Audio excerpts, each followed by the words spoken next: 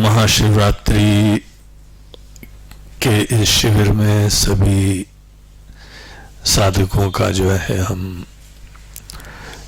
वेदांत आश्रम में स्वागत करते हैं। आप लोग बड़े पवित्र पर्व के पूर्व और उसमें जो ज्ञान हम लोगों को शिव जी ने दिया है, उस ज्ञान का ही इन पूर्व के 5 दिनों में हम लोग अध्ययन करेंगे। भगवान शंकर की, शिव जी की जो हम लोग प्रार्थना करते हैं, सदा शिव समारंभाम शंकराचार्य मध्यमाम अस्मदाचार्य पर्यंताम वंदे गुरु परंपराम। तो वो गुरु परंपरा जिसका श्री गणेश, सदाशिव, भगवान शंकर ने ही करा है। हम लोगों के शास्त्र का सिद्धांत है कि अगर आपको कहीं पर भी ज्ञान चाहिए तो उसके प्रति आपके अंदर भक्ति भावना होनी चाहिए। जिसके प्रति भावना होती है उसी का ही ज्ञान होता है। और इसीलिए यहां पर हम लोग कोशिश यही करेंगे इन 5 दिनों तक कि हमारे अंदर भगवान शिव जी की, जो कि हमारे लिए परब्रह्म परमेश्वर हैं, जीवन के एकमेव अद्वितीय सत्य हैं, जो हमारी आत्मा है, जो आपकी आत्मा है, जो सबकी आत्मा है।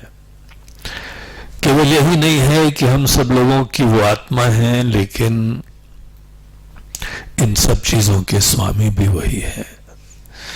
ईश्वर की ही संकल्प मात्र से सृष्टि उत्पन्न होती है, हम सब लोगों का निर्माण होता है, और इसीलिए ये दुनिया इतनी सुंदर है। इसीलिए आप सब भी बहुत सुंदर हैं।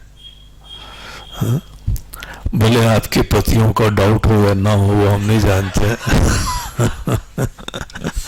लेकिन भगवान कहते हैं, शास्त्र कहते हैं कि यही सत्य है, आप जैसा कोई नहीं है। केवल यही नहीं है कि हम लोगों की जो आत्मा है, उस आत्मा जैसी कोई चीज ही नहीं है, लेकिन जो आपकी अभिव्यक्ति है, जो जीव भाव है, जिस तरीके से आप यहां आज प्रकट हुए हैं, आप जैसा कोई नहीं है दुनिया में। जैसी आपकी जो है वह सुंदर नाक है, कान है, वैसी या टेढ़ी नाक है, कान है, जो भी हो ऐसा कोई विद्यमान नहीं है। इसलिए जहां आपकी शक्ल देखी, एकदम बोलेंगे, अरे भाई आप कहाँ थे, कितने दिन बाद है, कैसे पहचान ली? हा? यही चेहरे पे 2 आंख, 1 नाक, 1 मुंह, 2 कान फिट करना है और उसी से सबका आईडी लेना है। हा? धन्य है भगवान। और अगर भूल से आपकी थोड़ी सी आंख, नाक, चेहरा मिल जाए, तो जहां आदमी ने अपने विचार प्रकट करे, अपनी भावना प्रकट करी, कितनी विलक्षणता हर इंसान में है। आप जो भी हैं, आप भगवान के बनाए हुए हैं, इसीलिए आपको सबसे पहले अपने आप को स्वीकार करना चाहिए, धन्यता से स्वीकार करना चाहिए। अमृतत्व से पुत्राः, आप वही साक्षात परमात्मा की संतान हैं। पुत्र पुत्री जैसा भी हो, हम भगवान की ही क्रिएशन है, सृष्टि है, कृति है। जब हम लोगों के घर में जो बड़े प्रेमी लोग हैं, हमारी माताएं हैं, हमारी अनेकों बहनें हैं, घर के और लोग हैं, जिस समय कोई बहुत प्रेम से भोजन बनाते हैं तो उनकी प्रेम दिखता है ना उसमें। जो भी प्रस्तुत करा है उनकी भावना दिखती है, तो आपको भगवान ने बनाया है। हा? बाकी कोई समझे नहीं समझे, जो भी हम लोगों के इस वैदिक संस्कृति को, वांग्मय को नहीं जानता है, सोच को नहीं जानता है, वो भले कहीं पे शिकवे शिकायतें करे, लेकिन हम लोग कोई शिकवे शिकायतें नहीं करते हैं। हम तो स्तब्ध हैं इस सुंदरता को देख के, सृष्टि को देख के। यहाँ पे जो है हम लोग को बीमारी हो जाती है तो एक अंग रिप्लेसमेंट नहीं मिलता है, ऐसा बनाया है। हमारी सब टेक्नोलॉजी, हमारा साइंस, हमारा विज्ञान सब धरा का धरा रह जाता है। जिस समय हमको हार्ट रिप्लेसमेंट करना हो, लिवर, किडनी, आंख, किसी का भी करना हो, कोई मिलता ही नहीं दुनिया में। और यहाँ ऐसे फ्री प्रोडक्शन करते चले जा रहे हैं जैसे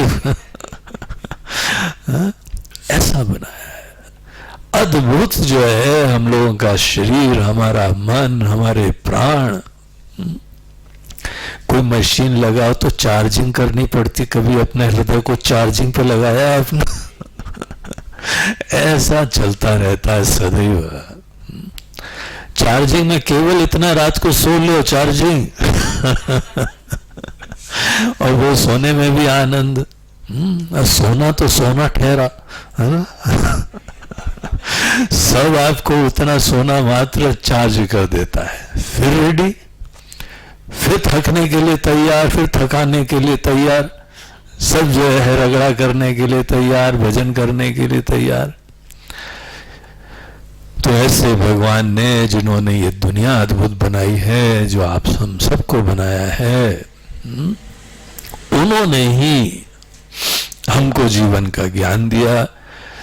हमको शुरुआत ज्ञान से नहीं करनी होती है, हमको शुरुआत करनी होती है भगवान की अद्भुत ज्ञान शक्ति को मात्र देख के। है कौन ये, कैसे हैं, कहाँ हैं, क्या कहाँ रहते हैं, क्या करते हैं? भगवान के अस्तित्व के बारे में मन में कोई शंका ना हो। और जिसके मन के अंदर भगवान का अस्तित्व हृदय में छाप लगी हुई है, सवेरे उठते हैं तो हमको एक दोबारा दिन, नया दिन मिला है, नया जीवन मिला है। उठते उठते हमको बाकी सब आप सोचिए, लेकिन भगवान का धन्यवाद पहले करते हैं। उन्हीं के द्वारा दिए हुए कर्तव्यों का निर्वहन करते हैं, उनका ही भजन करते हुए उनके द्वारा दी हुई शक्ति, सामर्थ्य और ज्ञान से अपने कर्तव्यों का हम निर्वहन करते हैं। सब कुछ उन्हीं के द्वारा संचालित हो रहा है।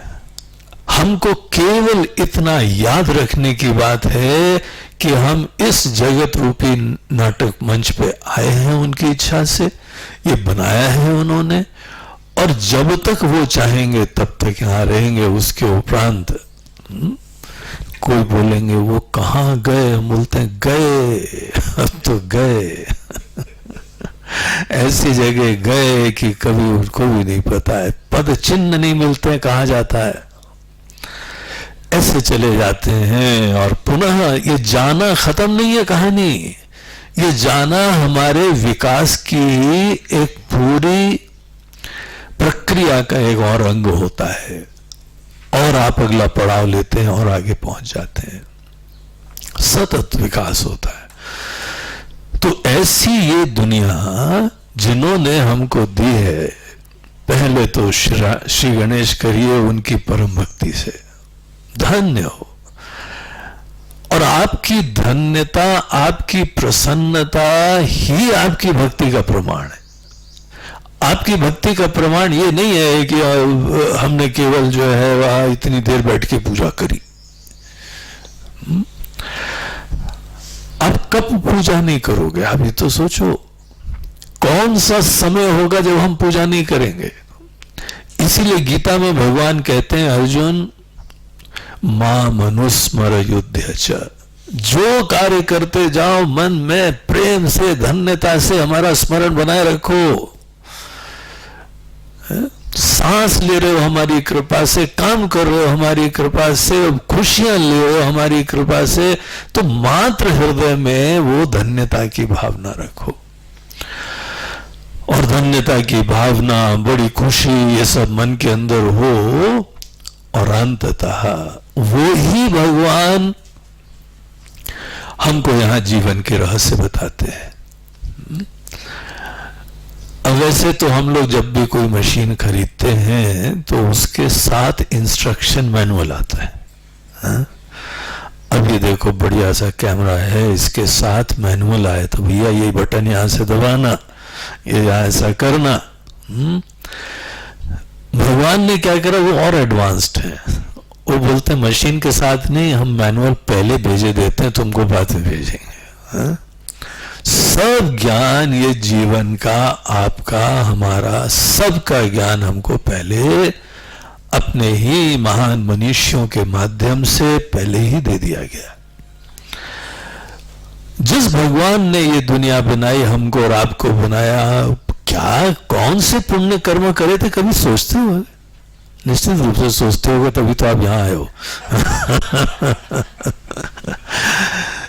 तो ऐसी कौन सी चीज करी होगी कि भगवान ने मनुष्य जीवन दे दिया हमको?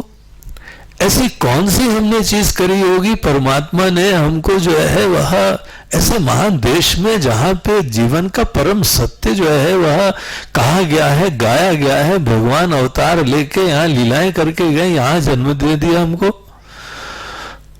इतने प्यारे प्यारे लोग जीवन में साथ दे दिया, संतों का भी हमको सन्निधि प्राप्त करवा दी। इतनी सारी कृपाएं कौन से पुण्य करे थे?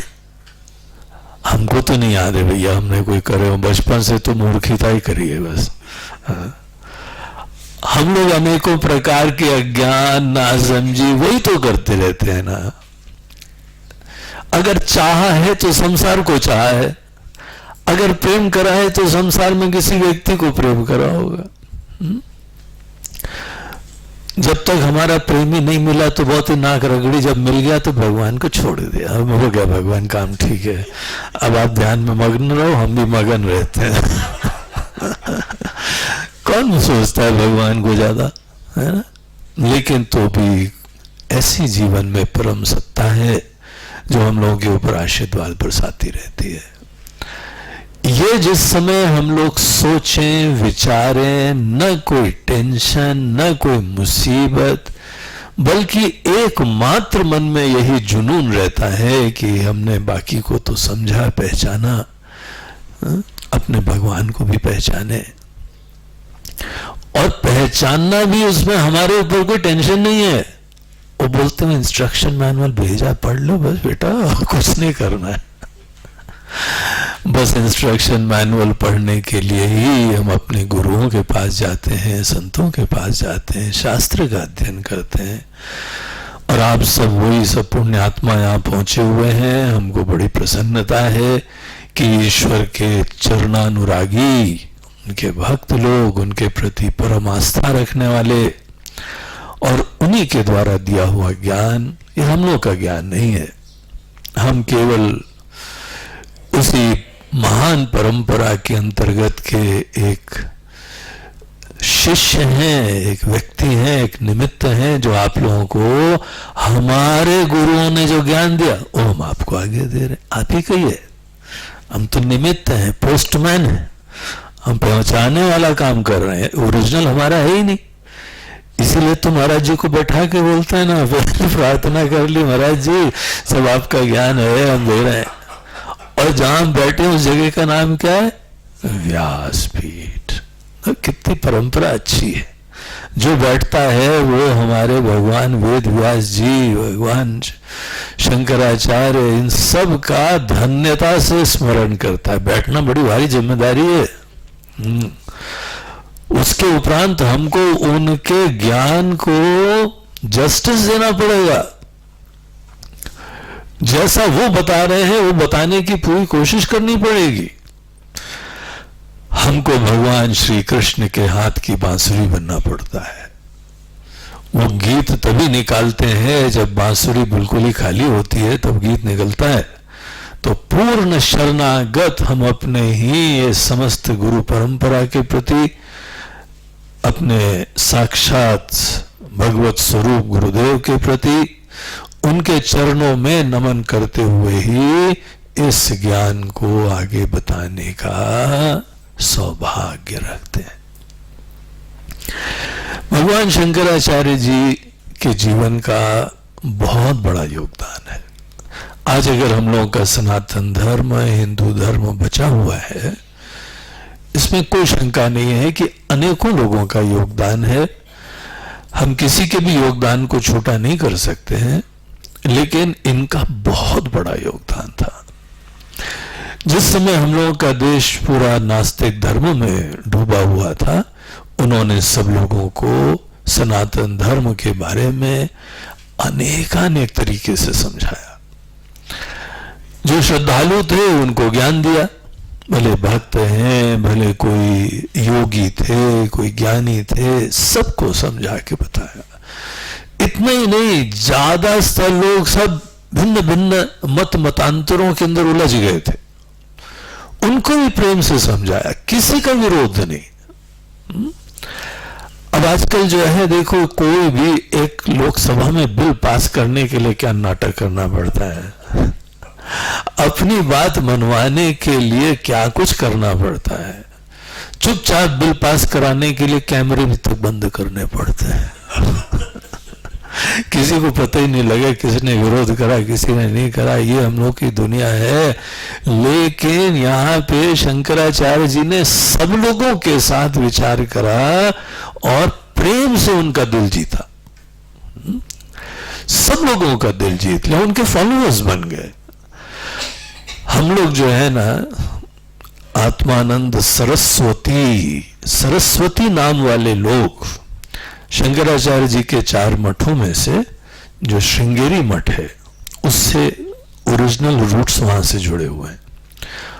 और जो उसके पहले आचार्य थे ना, वो बड़े महान मीमांसक थे, पूर्व मीमांसक सुरेश्वर आचार्य।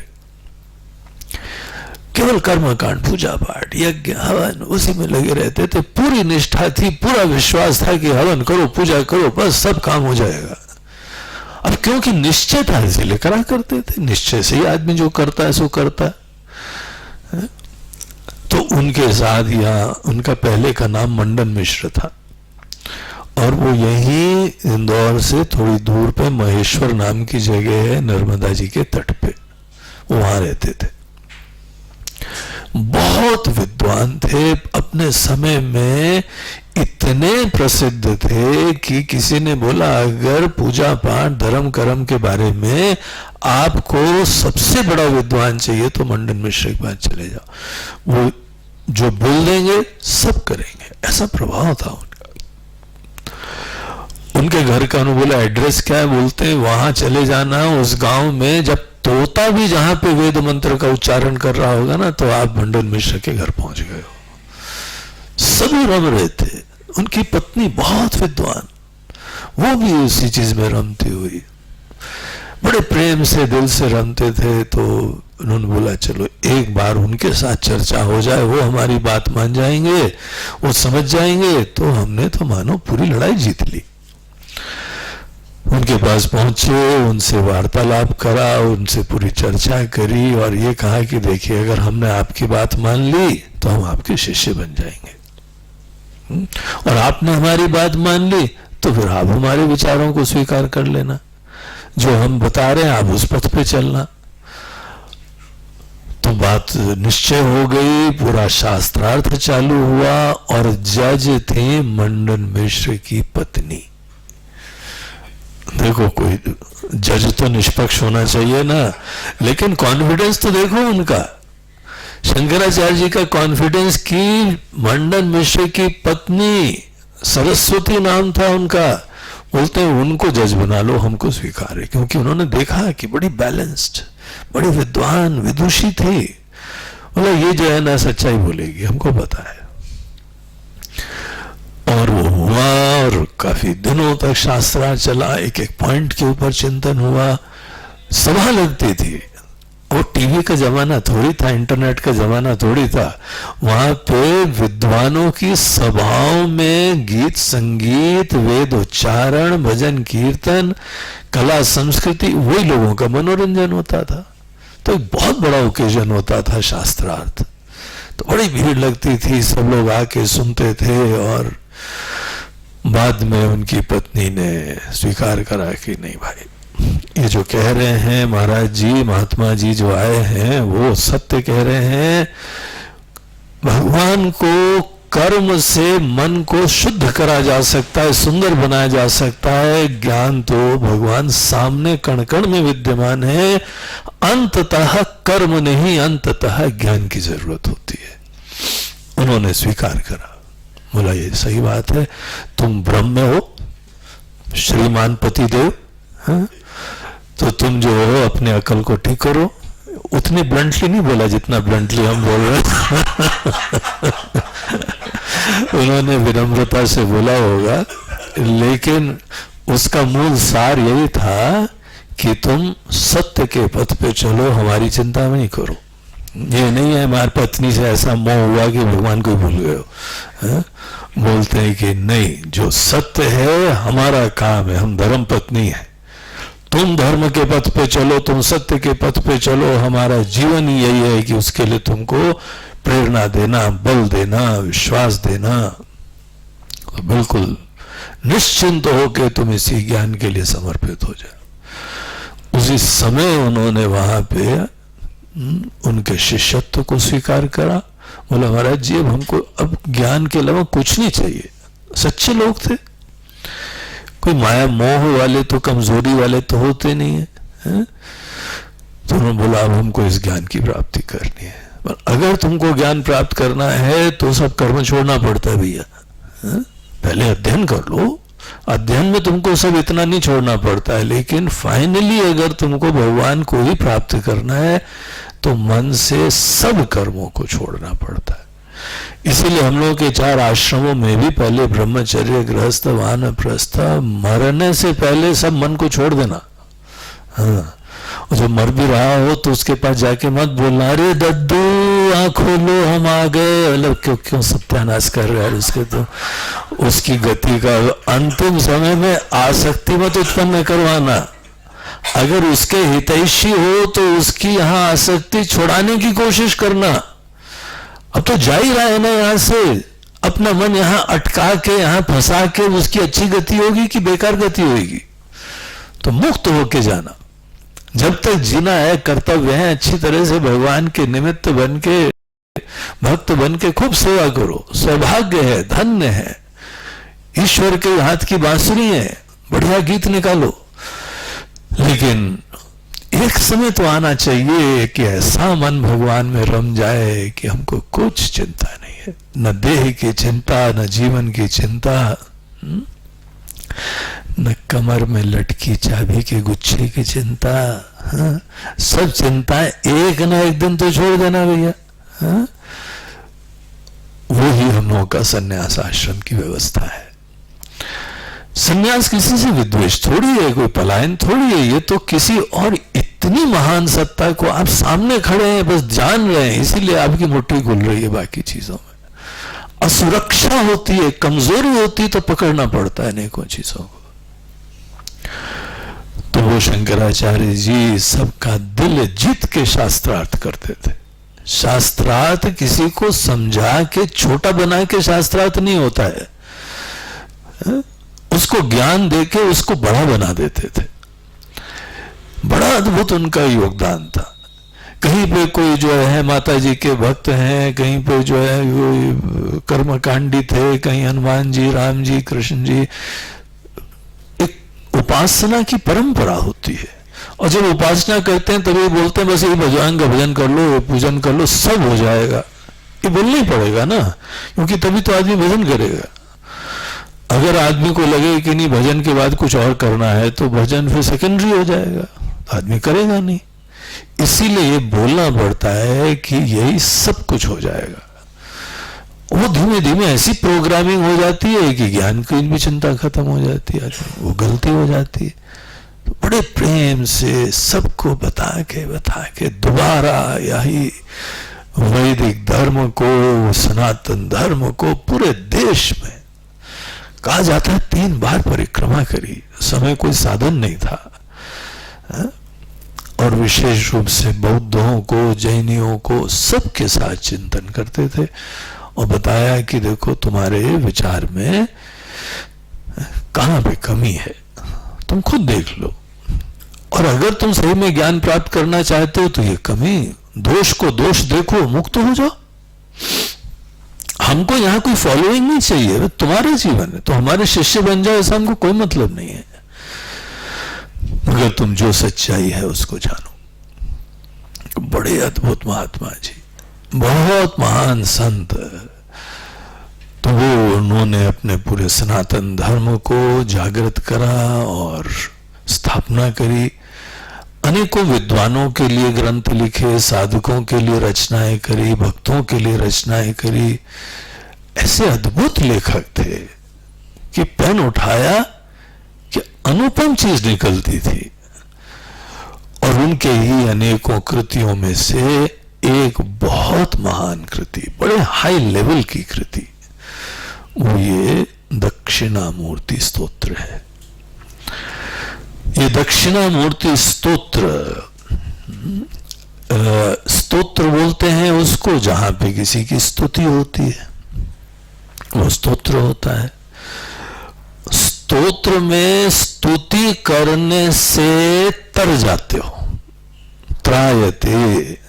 स्तोत्र का पाठ करने, विचार करने, उसका जो चिंतन करने, उसके मन में लाने से हमारे सब मोह, हमारा ज्ञान खत्म हो जाएगा, तर जाते हैं, तब जाके स्तोत्र शब्द यूज होता है।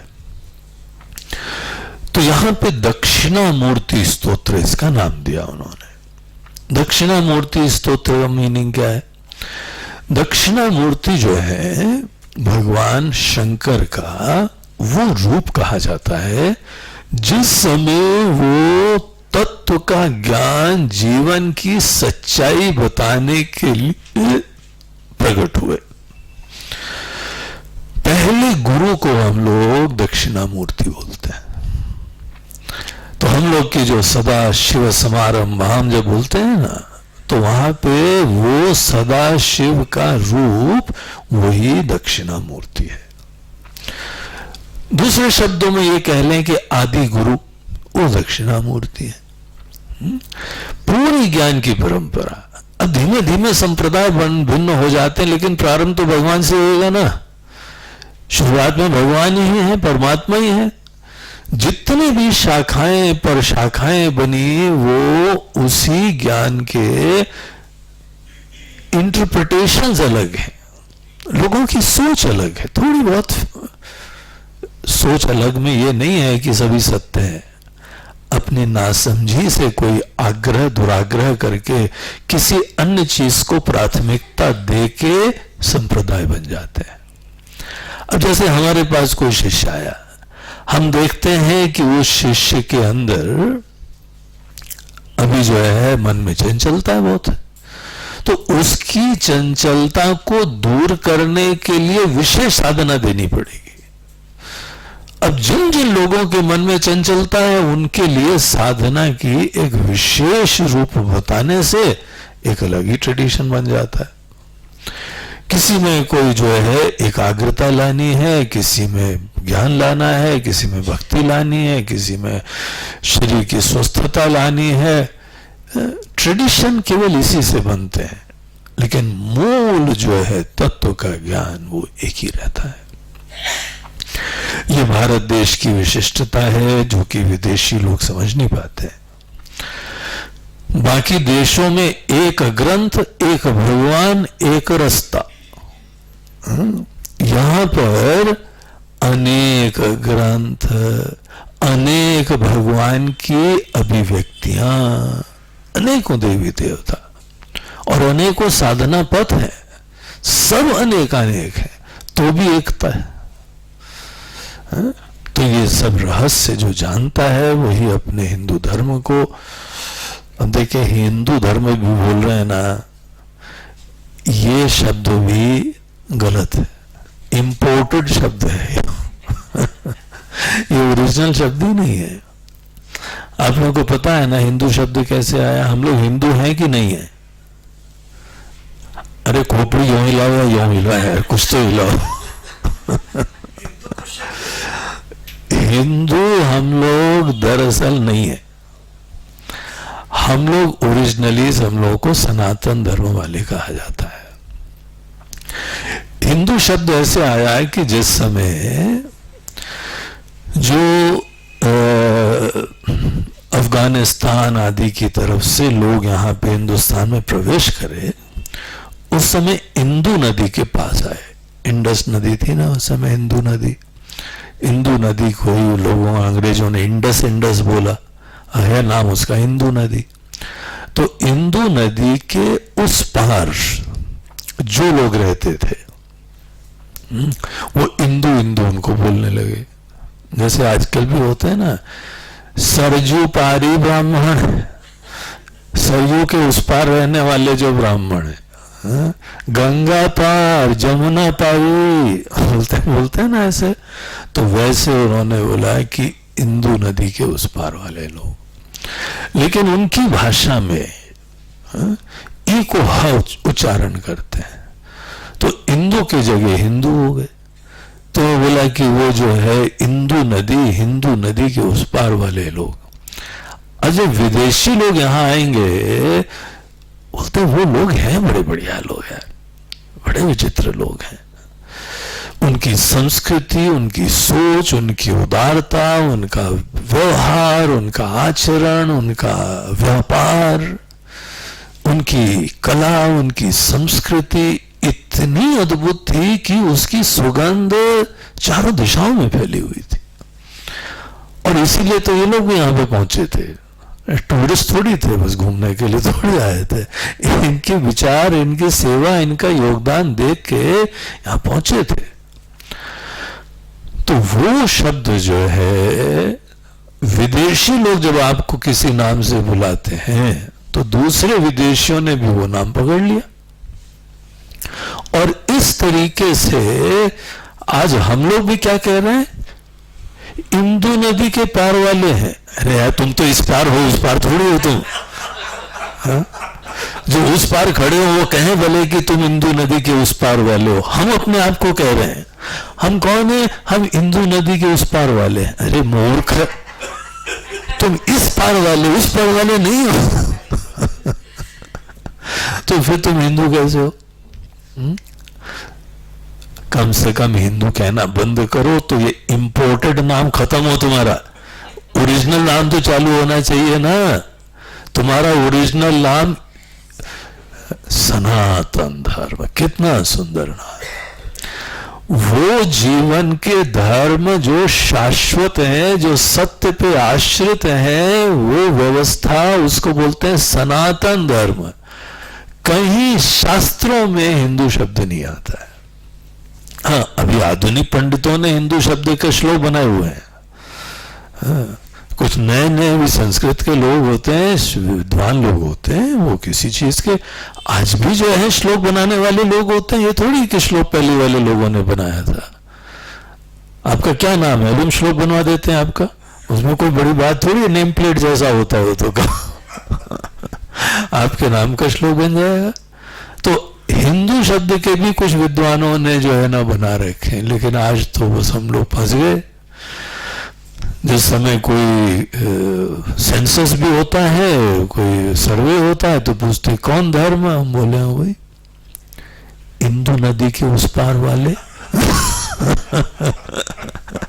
ऐसी दुर्दशा है हम लोग के। जो जानता है ना इन सब रहस्यों को, वो मूर्ख समझता है हम लोगों को। बोलते हैं तुम लोग क्या बेवकूफ आदमी हो, तुम इस पार वाले हो कि उस पार वाले हो। आज भी ये बोल रहे हो कि हम नदी के उस पार वाले हैं। तुम कहां खड़े हो, इस पार कि उस पार? सीधी बात बताओ। तो कम से कम यहाँ पे अब ये शब्द छोड़ो यार। अब कोई मुस्लिम लोग बाहर से आए थे, उन्होंने बोला वो तो आपकी संस्कृति, आपकी व्यवस्था, आपका धर्म, आपका समाज देख के आश्चर्यचकित थे। भाई कोलंबस हिंदुस्तान के लिए निकला था। चारों तरफ जो है वो अभी हमारे वहां रूस से एक सज्जन पढ़ने के लिए आए। वो जिस समय संस्कृत पढ़ रहे थे, बोलते अरे स्वामी जी ये तो हमारे रूस में भी ऐसे ही शब्द है अक्षरों के लिए और नंबरों के लिए। बोलते हैं रूसी और संस्कृत बड़ी मिलती है, इसका मतलब क्या हुआ, रूस तक यहाँ के विचार गए होंगे। और अनेकों लोग जो है जानते ही हैं कि चारों दिशाओं में, थाईलैंड में देख लो, सिलोन में देख लो, हर जगह मंदिर है। बैंकॉक का तो जो है एयरपोर्ट है, उसके अंदर अपना समुद्र मंथन की स्टैच्यू है।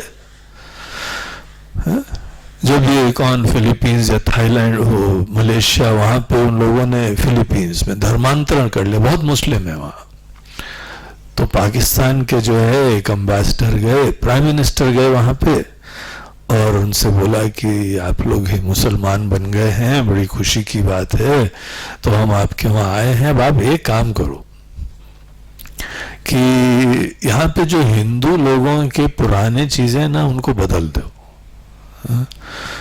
तो उन्होंने उनको प्रणाम करा, बोलते हैं आपके सुझाव के लिए धन्यवाद, हमने अपना देश का धर्म बदला है, अपनी जड़ें नहीं बदली हैं। फॉर योर काइंड इंफॉर्मेशन, हम बड़े स्वाभिमान रखते हैं और उनको किसी चीज को नहीं बदलेंगे हम। चारों तरफ फैला हुआ, अब कहां तक सत्य है ये हम नहीं जानते हैं। जो इनके मक्का में काबा है, बोलते हैं वहां पर भी शिवलिंग है।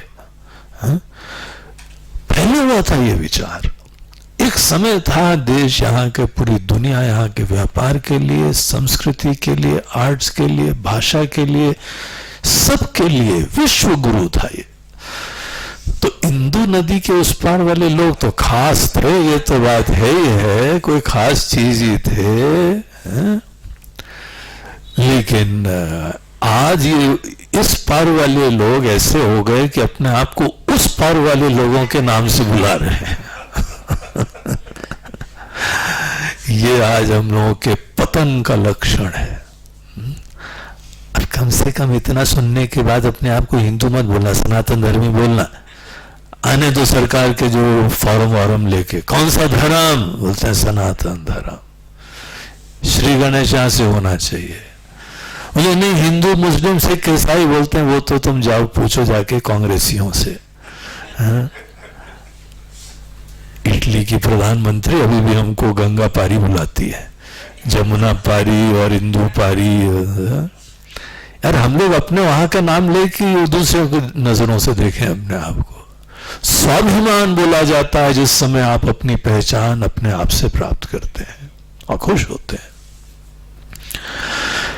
तो यहाँ पर जो हम लोगों की ये संस्कृति है, जो ज्ञान है, सब बहुत ही सुंदर, महान है। और उसके पीछे जो सोच थी, जीवन दर्शन था, वो भगवान शंकर ने ही, महादेव जी ने, सदाशिव ने हम लोगों को वेदांतों के अंदर प्रदान करा। तो अनेकों स्तोत्र उन्होंने लिखे शंकराचार्य जी ने, और उनमें से एक स्तोत्र ये दक्षिणामूर्ति स्तोत्र है। दक्षिणामूर्ति भगवान शिव का हम लोग देख रहे थे, वो रूप है जो रूप तत्व का ज्ञान देने के लिए था। आदि गुरु कह सकते हैं। तो ये गुरु स्तोत्र का सर्वोत्कृष्ट टाइप है। अनेकों लोग गुरु स्तोत्र पढ़ते हैं।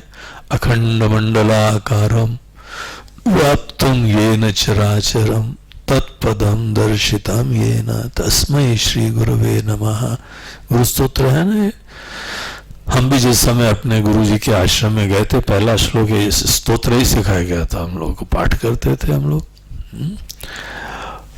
लेकिन गुरु स्तोत्र का जो सर्वोत्कृष्ट रूप होता है, जिससे महान कोई स्तोत्र नहीं होता है, वो दक्षिणामूर्ति स्तोत्र है। आदि गुरु का स्मरण है ना, और इसीलिए सबको याद करने योग्य है ये। अब बाकी आप याद करो ना करो, पहला श्लोक तो याद करके ही जाना यहां से, है ना। दक्षिणामूर्ति श्लोक स्तोत्र का पहला श्लोक अभी हम लोग पढ़ेंगे। आप देखिएगा कितनी सुंदर चीज है। ये रत्न कहाँ छुपे हुए थे अभी तक पता नहीं है। हम लोग ना समझी में दूसरी चीजों को रत्न समझ लेते हैं, असली रत्न है ये। तो वो दक्षिणामूर्ति स्तोत्र में उनका नाम दक्षिणामूर्ति कैसे पड़ गया?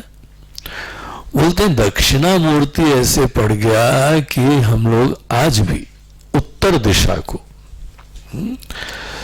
देखिए उत्तर दिशा में हम लोग यहां तक मानते हैं कि मेरू पर्वत वो उत्तर है, तो हिमालय को हम लोग उत्तर की दिशा में देखते हैं।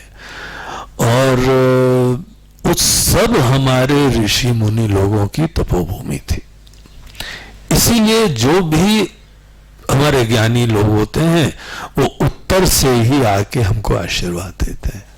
किसी ने तपस्या करी हिमालय में, गंगा जी के तट पे। आज भी उत्तराखंड जो है ना बहुत ही महान तीर्थ बना, तीर्थ है कि तीर्थ था अभी तो सब दुर्दशा हो गई है। हमारे केदारनाथ भगवान भी नाराज हैं, हमारी गंगा मैया भी नाराज हैं। उन्होंने बोला तुमसे हम खुट्टी करते हैं, हम तुमसे नाराज हैं।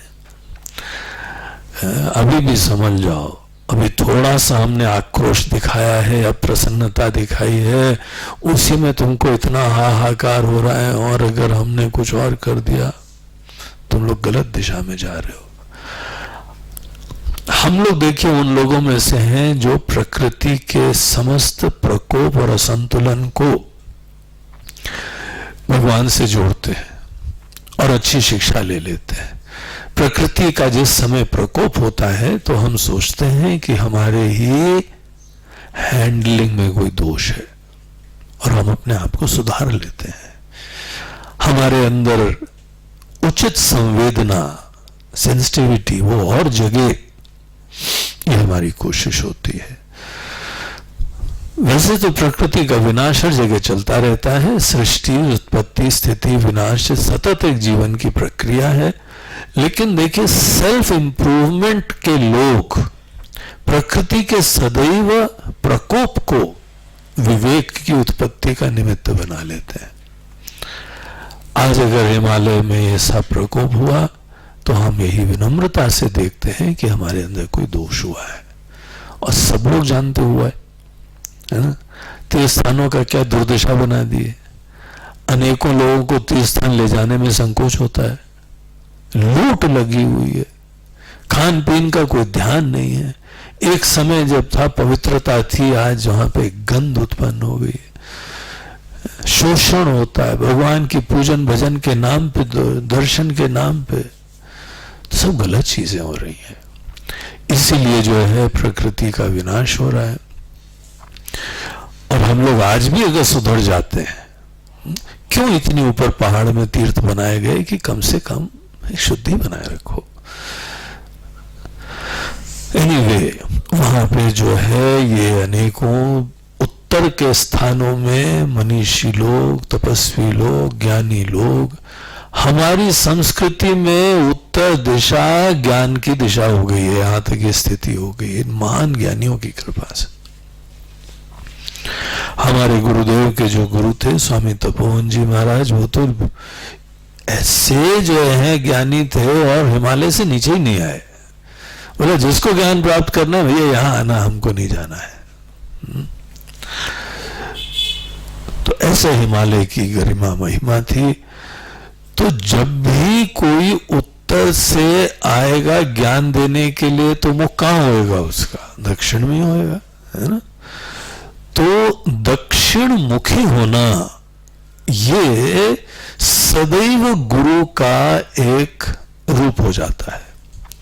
तो दक्षिण हो गया शिष्य की दिशा, उत्तर हो गया गुरु की दिशा।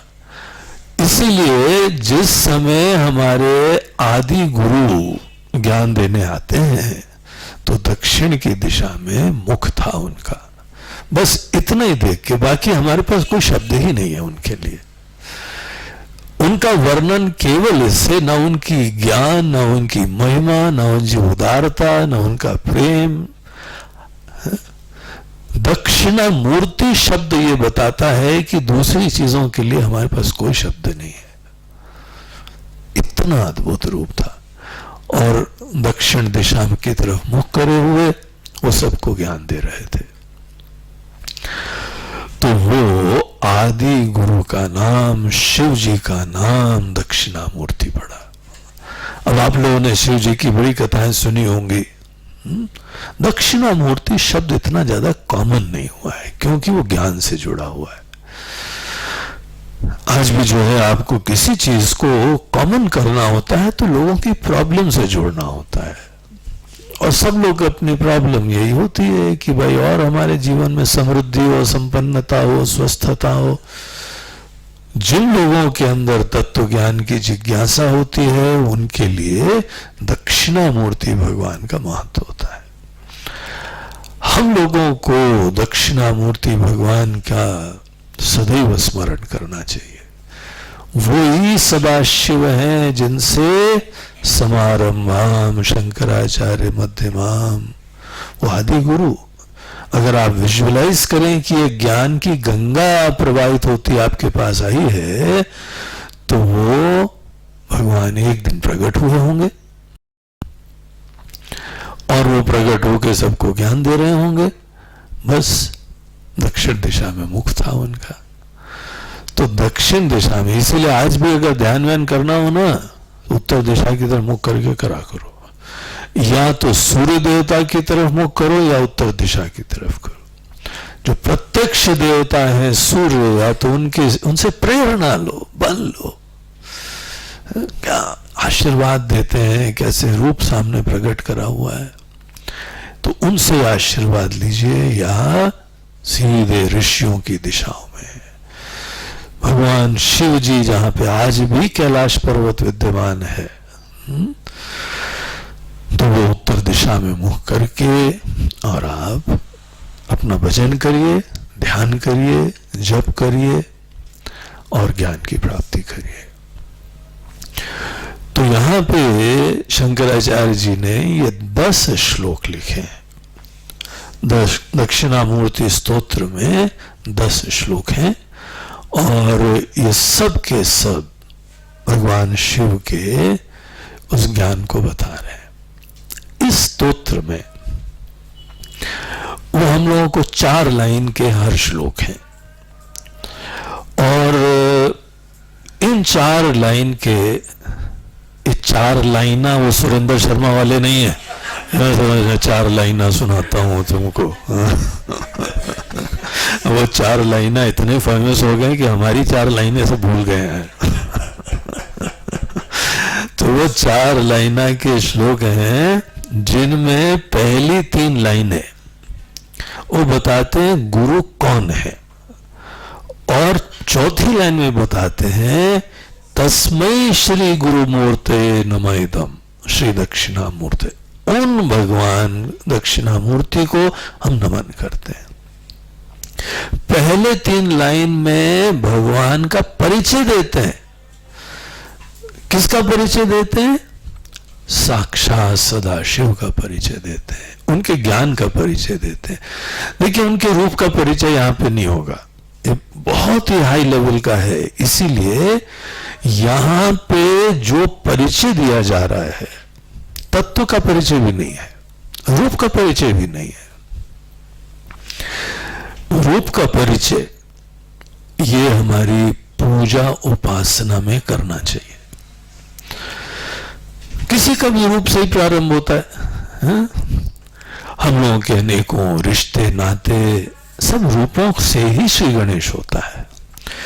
फिर उसके उपरांत हम लोग जो है वो तत्व का विचार करते हैं।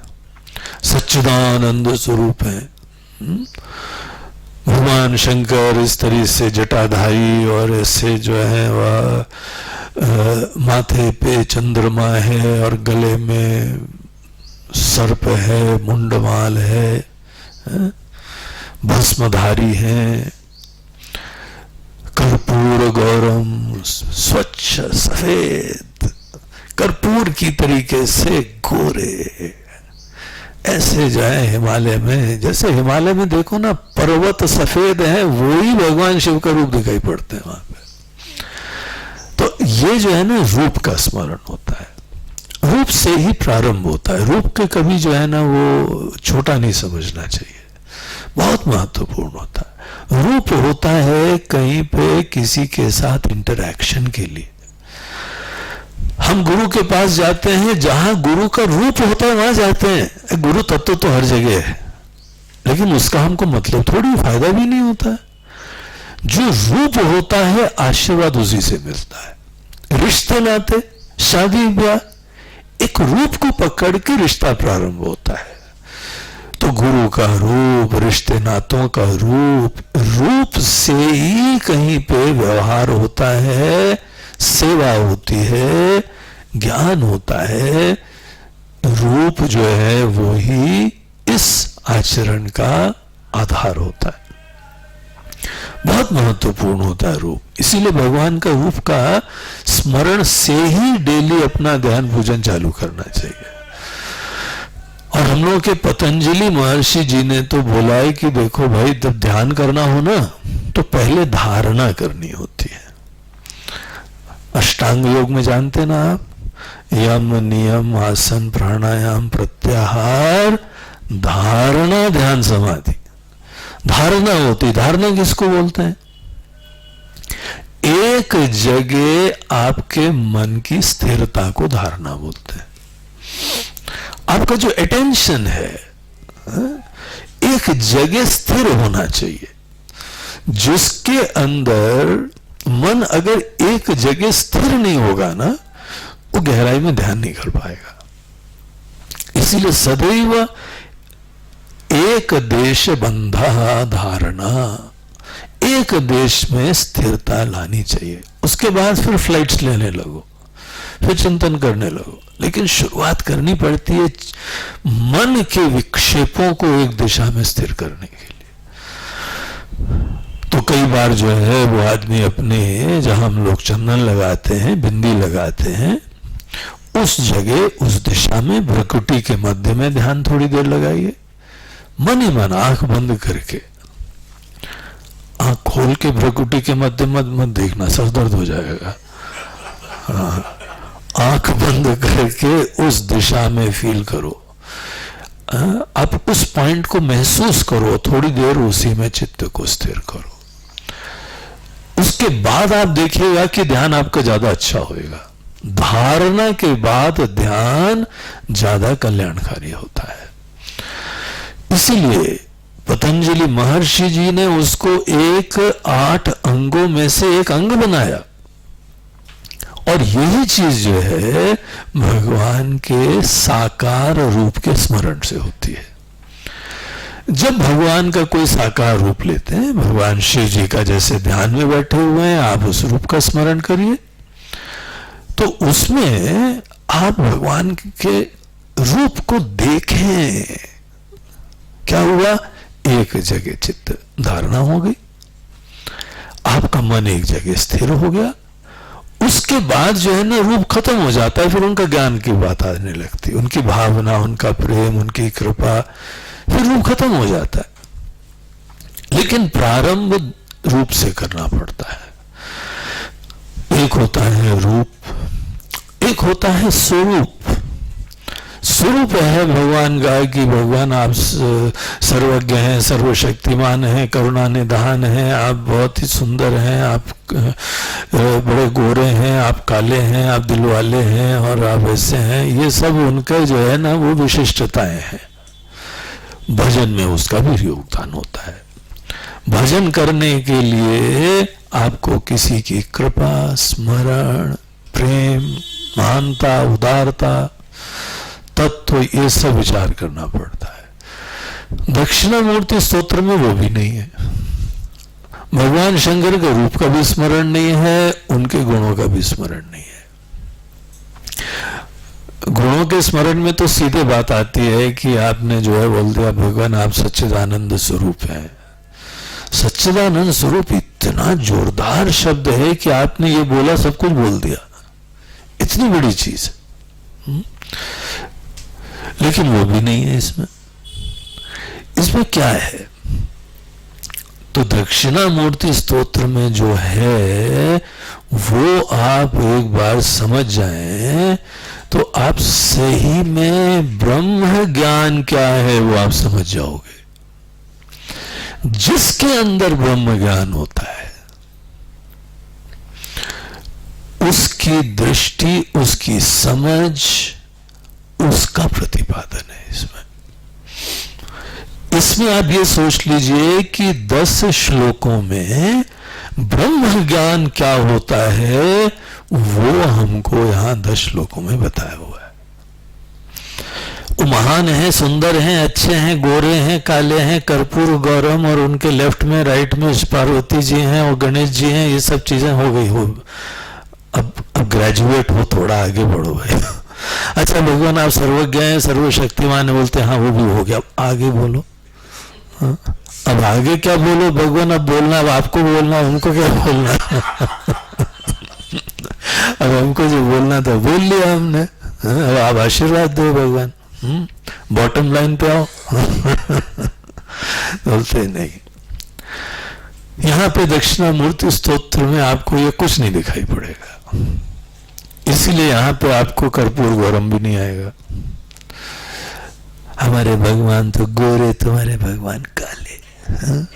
ये दक्षिणामूर्ति स्तोत्र का लेवल ही नहीं है। ये भक्तों की अपनी मस्ती है, मौज मस्ती है। अनेकों भक्त लोग जो हैं आपस में, एक शिव जी के भक्त और एक कृष्ण जी के भक्त आपस में झगड़ा कर रहे थे। बोलते हैं हमारे भगवान गोरे, तुम्हारे भगवान काले। और वो रो रहे हैं, बोलते हमारे भगवान कैसे क्यों बोल दिया। वो मजे होते हैं, उसकी मौज होती है। तो वो सब मजा ले ला के अब आप सब निकल लो थोड़ा और अच्छी तरीके से।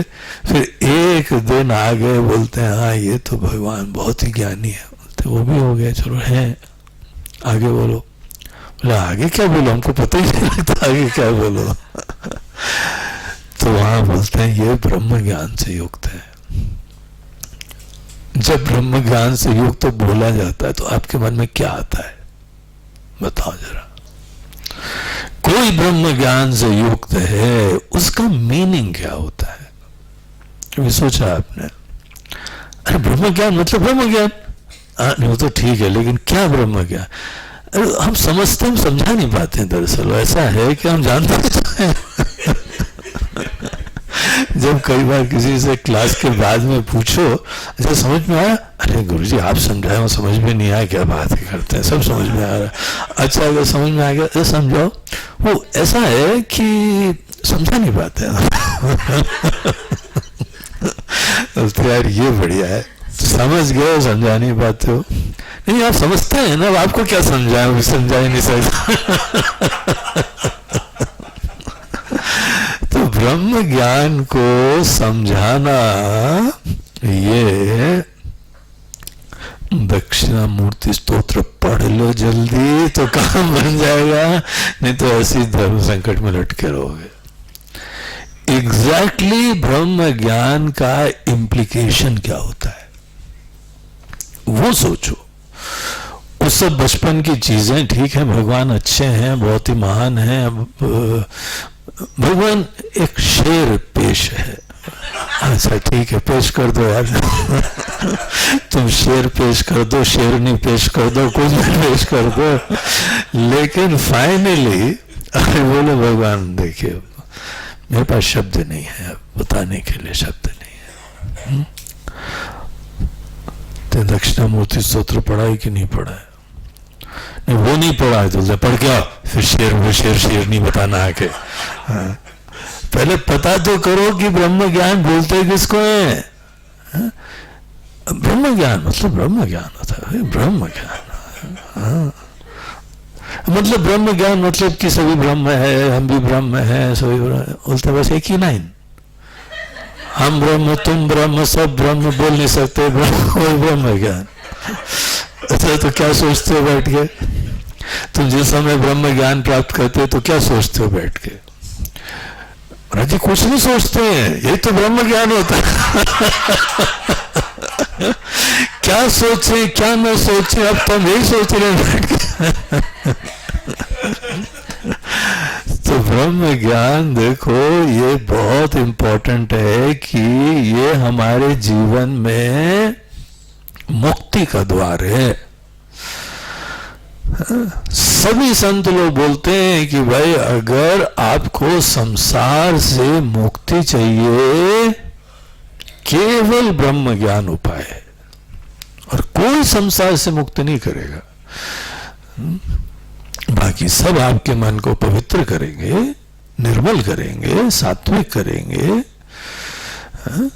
भगवान का भजन हो जाए, जप हो जाए, ये सब मन को निर्मल करने के बहुत सुंदर तरीके हैं। लेकिन ये मत भूलना कि मुक्त हो, इससे होगे, कभी मुक्त नहीं होगे। भावना अच्छी हो जाएगी आपकी, शरणागति थोड़ी हो जाएगी, लेकिन शरणागति से मुक्ति नहीं होती है। नहीं तो क्या पॉकेट में गुरु के पास जाए यार, शास्त्र क्या पढ़े? इतना जन्म जन्मांतरों तक वो तपस्या करके पुण्य करके कुछ हमको ज्ञान देना चाहते हैं। क्या होता है ब्रह्म ज्ञान? ब्रह्म ज्ञान क्या होता है, ये समझने के लिए हमको दक्षिणामूर्ति स्तोत्र पढ़ना चाहिए।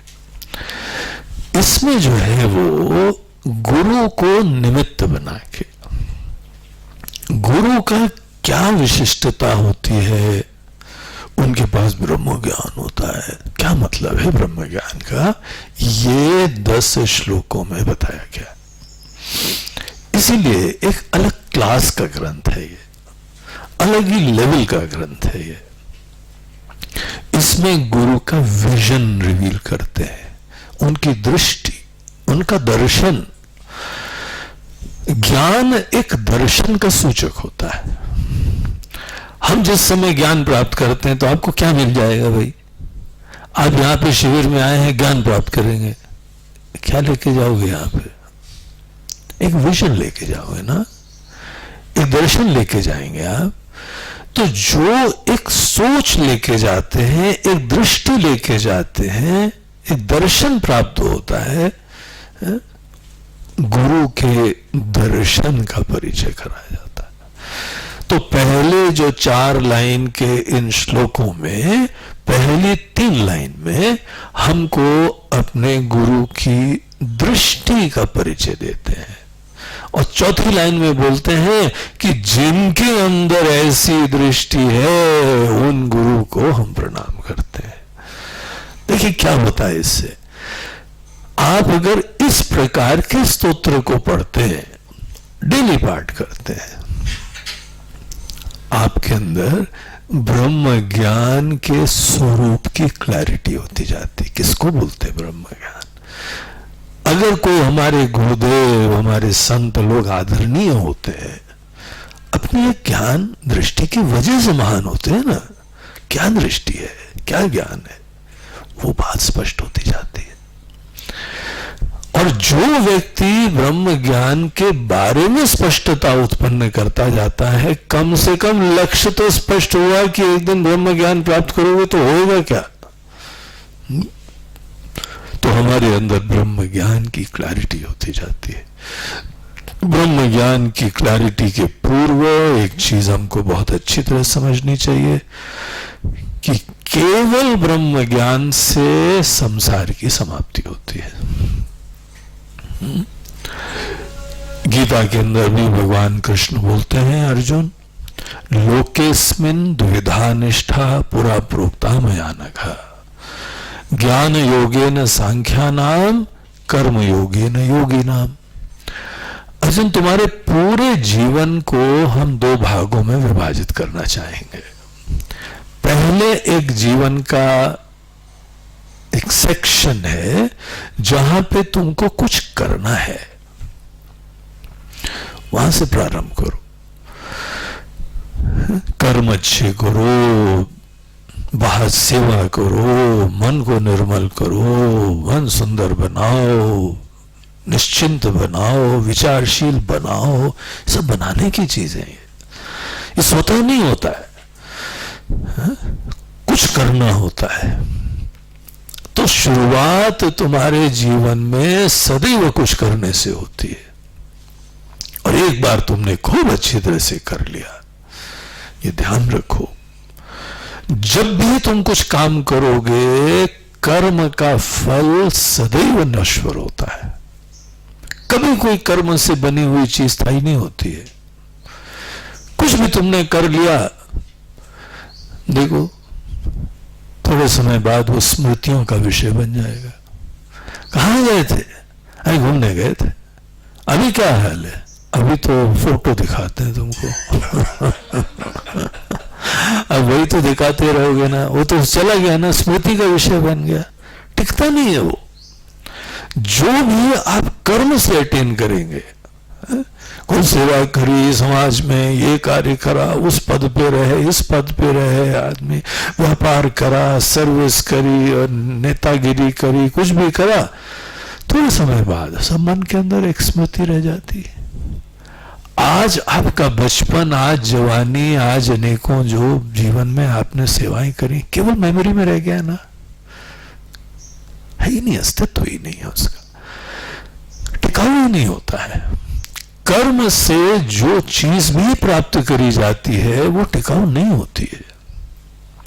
इसलिए अगर मोक्ष भी हमने कुछ करा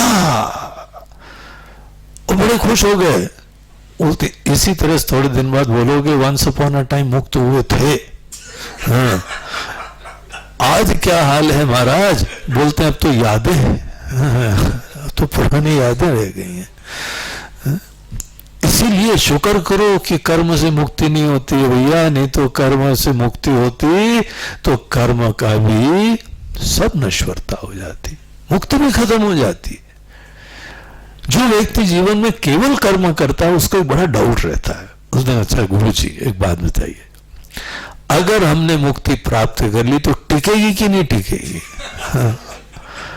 अब हमारा जीवन में अनुभव है कि जो कुछ भी प्राप्त करा है थोड़े समय के लिए रहता है, टिकता क्या है? बोलते हैं तुम बिल्कुल, हमको पता लग गया है, कर्म की दुनिया से आए हो। ऐसा ही होता है कर्म की दुनिया में।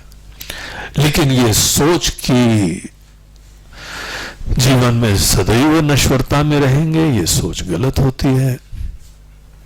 हाँ, एक ऐसी उपलब्धि होती है जो कर्म से नहीं होती है, जो जानने से होती है। उसे करना ही नहीं है, कोई देखो बस, आँख खोलो और जो है उसको जान लो। वो तुम्हारे कर्म का फल थोड़ी हुआ। है? करोगे, परिवर्तन करोगे, कुछ निर्माण करोगे, उपलब्धि करोगे, प्राप्ति करोगे, उसी समय समझ लो कि ये स्मृति का विषय बनने वाला है, टिकाऊ नहीं होएगा वो। लेकिन ज्ञान में कुछ करते ही नहीं है हम, जो है उसको जानते हैं, केवल आंख खोलते हैं। और वो जानना, वो जानने का स्वरूप हमको, उसको ब्रह्म ज्ञान बोलते हैं। क्या जानते हैं आप? क्या देखते हैं आप? क्या समझ रहे हैं आप? बोलते हैं इतनी बढ़िया चीज समझ रहे हैं कि सब ज्ञान खत्म हो जाता है। हमारा ये संसार चल रहा है, या आवागमन चल रहा है, केवल अज्ञान है पीछे, और कोई प्रॉब्लम नहीं है। ये सपना चल रहा है, केवल अज्ञान की वजह से चल रहा है। हम जो है जीव भाव को प्राप्त हैं, सुख दुख में पड़े हुए हैं, पाप पुण्य में पड़े हुए हैं, उतार चढ़ाव में पड़े हुए हैं, सब चीजों में जो पड़े हैं उसके पीछे केवल हमारा ज्ञान है, कुछ नहीं। और अब अज्ञान को कैसे दूर करोगे? अज्ञान अंधकार जैसा होता है। जैसे अंधकार को हम प्रकाश से दूर करते हैं, अंधकार को और कोई दूसरे तरीके से दूर नहीं कर सकते। जरा थोड़ा सा वो फावड़ा ले आओ और टोकरी ले आओ, अंधकार को उठा उठा फेंकते बाहर चलो, ऐसे अंधकार दूर होगा क्या? है? अंधकार दूर करने के लिए एक कोई रामदास जी जो महाराज जी थे, एक बड़े प्रसिद्ध संत हुए, तो वो किसी को बता रहे थे कि हम कहीं गए, एक गुफा थी, उस गुफा में जो भी जाता था वो वापस नहीं आता था। तो वहां के लोगों ने उस अंधकार में गुफा को एक दानव समझ लिया। बोले इस अंधकार को दूर करने के लिए एक सज्जन आया, बोलते हैं कि पाठ करो। एक ने बोला इन्हें विशेष नृत्य करो, एक ने बोला है कि यहाँ पे ढोलक बजाओ, मंजीरा बजाओ। बोलते इतनी सारी चीजें कर रहे हैं, कोई यहाँ नहीं सोच रहा है कि दीपक जलाओ। बाकी सब नाटक कर रहे हैं, नाक रगड़ रहे हैं। देखो, जब भी किसी चीज को दूर करना हो तो उसका विरोधी क्या होता है ये समझना चाहिए। आपको कोई इन्फेक्शन है, हम विशेषज्ञ के पास जाते हैं, वो मात्र इतना ही तो देख लेते हैं कि ये इन्फेक्शन है, ये देखो भैया हमको एंटीबायोटिक सेंसिटिविटी टेस्ट भी कर लिया, आपको ये इन्फेक्शन है, ये दवाई लगेगी, ये खा लो, उसी समय खत्म हो जाता है। देखो, राइट एंटीबायोटिक लो, तीर की तरीके से निशाना लगता है, एक डोज में फर्क दिख जाता है, क्योंकि ऐसा प्रभाव पड़ता है, क्योंकि जड़ को खत्म कर देती है ना वो। अंधकार को दूर करना केवल ज्ञान से होता है, केवल ब्रह्म ज्ञान से होता है। उसको आप ब्रह्म ज्ञान कह लो, उसको आत्मज्ञान कह लो, केवल उससे ही अज्ञान की निवृत्ति होती है और किसी चीज से नहीं होती। और ब्रह्म ज्ञान क्या है? अब गुरु जी क्या बताएं, अब आपको, आप सब जानते ही हो, तो हम क्या बताएं। अच्छा ठीक है महाराज जी, है गुरुदेव, तुम मत बताओ हमको, तुम खुद तो समझ रहे हो ना। नहीं, समझ तो रहे, समझा नहीं सकते। हाँ ठीक है, ऐसा करा जाए कि हम लोग दक्षिणामूर्ति स्तोत्र पढ़ लेते, हम भी समझ जाएंगे, तुम भी समझ जाना। तुम समझ भी जाना, और अगली बार से धर्म संकट में मत रहना कि क्या समझा है। जो बोलेगा फायर ऑफ करना दक्षिणामूर्ति स्तोत्र, और फिर देखना क्या मजा आता है, वो समझता है कि नहीं समझता है। तो ब्रह्म ज्ञान किसको बोलते हैं? इस कल्पना करिए, कभी कभी जिज्ञासा हुई है क्या कि जिज्ञासा अपनी पत्नी को सुधारने की होती केवल? महाराज जी ये कब बदलेगी प्रभु? वो टेंशन छोड़ो, वो कभी नहीं बदलेगी। अरे ऐसा शुभ शुभ बोलो महाराज जी, ऐसा मत बोलो। तो ब्रह्म ज्ञान क्या होता है? जिसके मन के अंदर इस चीज की जिज्ञासा हो, आप राइट जगह आ गए भैया, राइट शिविर में आ गए हो, राइट स्थान पे आ गए हो। केवल यहाँ ब्रह्म ज्ञान किसको बोलते हैं, उस चीज का विचार होगा। इससे पहले कि हम पहले श्लोक में प्रवेश करें, इसका एक दक्षिणामूर्ति भगवान का स्मरण करने के लिए किसी एक आचार्य ने इसके ऊपर एक श्लोक लिखा है, उसको बोलते हैं दक्षिणामूर्ति ध्यान श्लोक।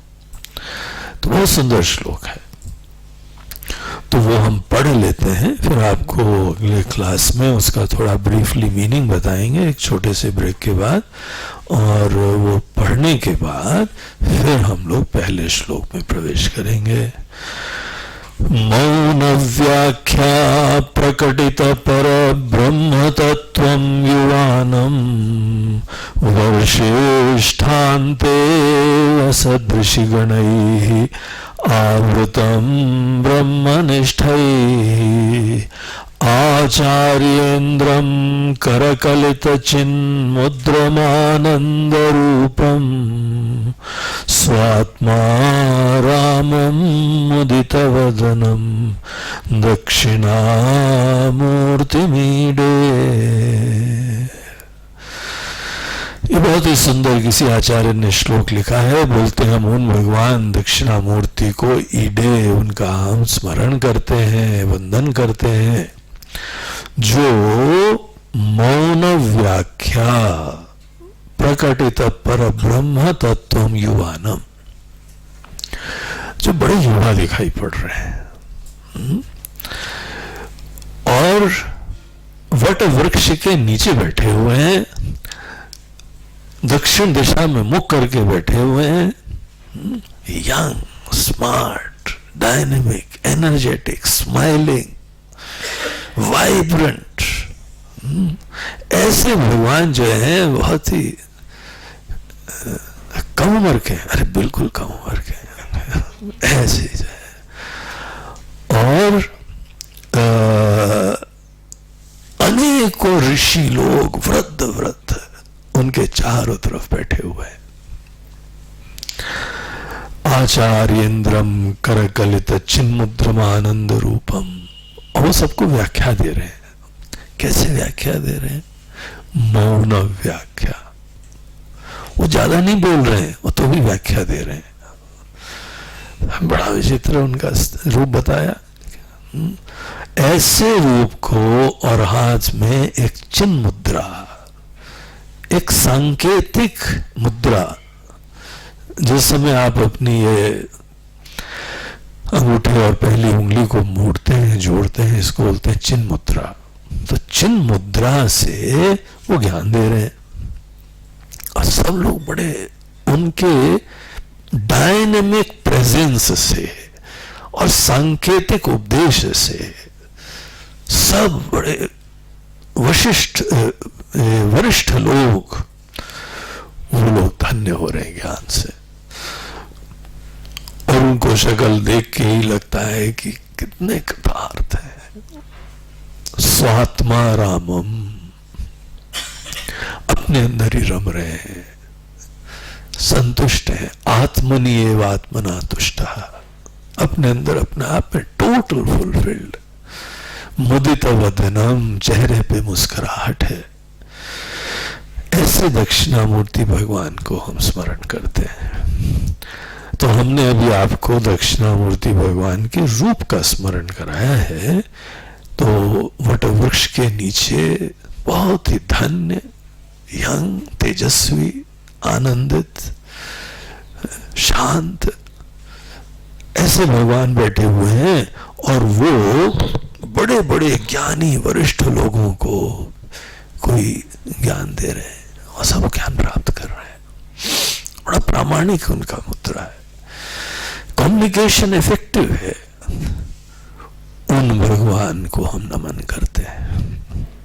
आप भी सब लोग ऐसे रूप को अपने मन में लाइए और पूरा डिटेल मन में विजुलाइज करिए। यहां से दक्षिणामूर्ति स्तोत्र का प्रारंभ करें। ये अनेकों किसी आचार्यों ने हम लोगों को संकेत करा है। अच्छी बात लगती है, सुंदर चीज है। तो